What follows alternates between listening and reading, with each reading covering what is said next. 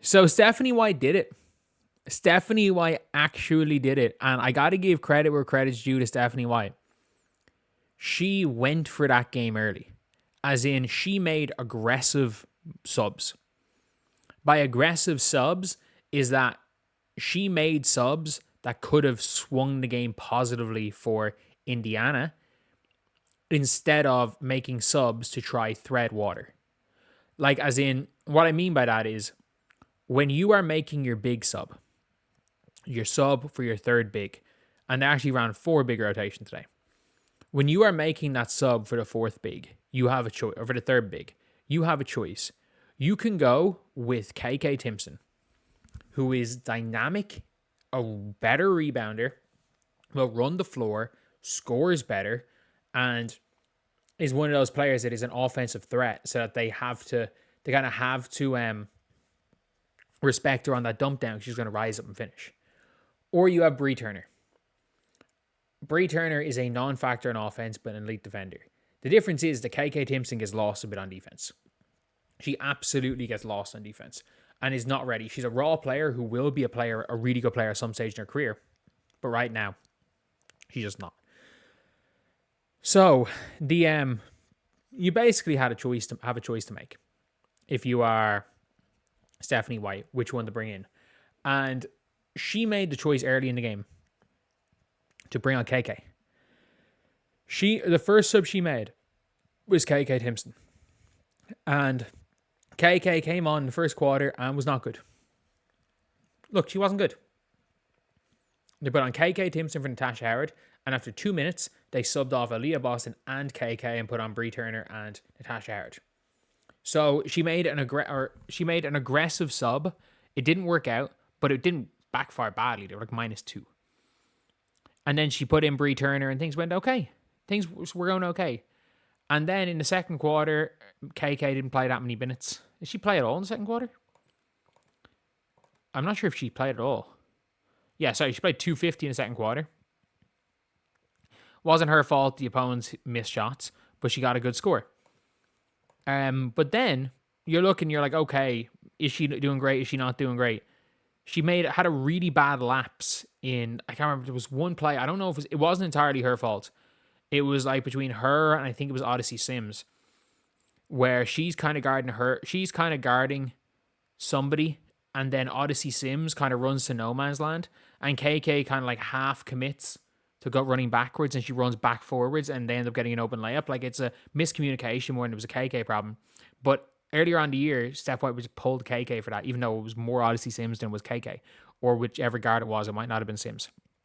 And then she left her in, was fine, and then was paid off in the start of the fourth quarter with the icing of the game.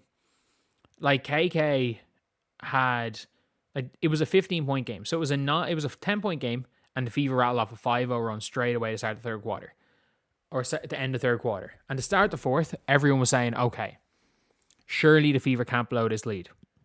And I was just like, I've seen the Fever do this. It's going to come down to how well they start the fourth quarter. If they start being passive, they start walking it, anything can happen. And what did we see at the start of the fourth quarter? KK Timson and 1. Hits the free throw, game over. Game over. 18-point game. They have just made the last bucket. It is game over. And KK Timson then went on to have 9 points in that game. She had 9 points. And that is 9 points in 9 minutes in a playoff game. That is what we call, like, okay, let's go. Let's make a risky move and try to win, and not make a non-risk move and try to lose. And yes, 4 of those 9 were in garbage time, but 5 of those 9 weren't, including one of the biggest buckets of the game. Definitely not the biggest. Lexi Hall's bucket was the biggest, but like, it was one of the biggest buckets in the game. And that's one of the things I like to see, because I'm like, you have to take risks. And I would rather see Stephanie White I would rather see the Fever lose by 30 and go for it than lose by 10 and not go for it. Because, like what happened today, if you take risks, if you play the players that should be the best and not just do everything safe. If you're willing to take risks, then you can go and blitz them by 20. Because if you don't take risks, you lose by 10 points. And that's at best. You might lose by 10 instead of lose by 25. But if you go for it, you might win. And that's the thing what I don't like with a lot of teams in the WNBA. And it's my biggest problem, again, with a Paige Bueckers, is like, if you are scared to lose, it's hard to win.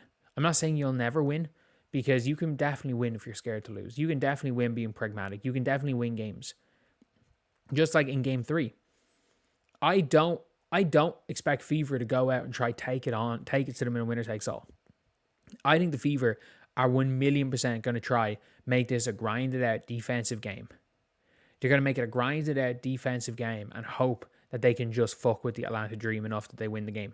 And I actually think they could do that.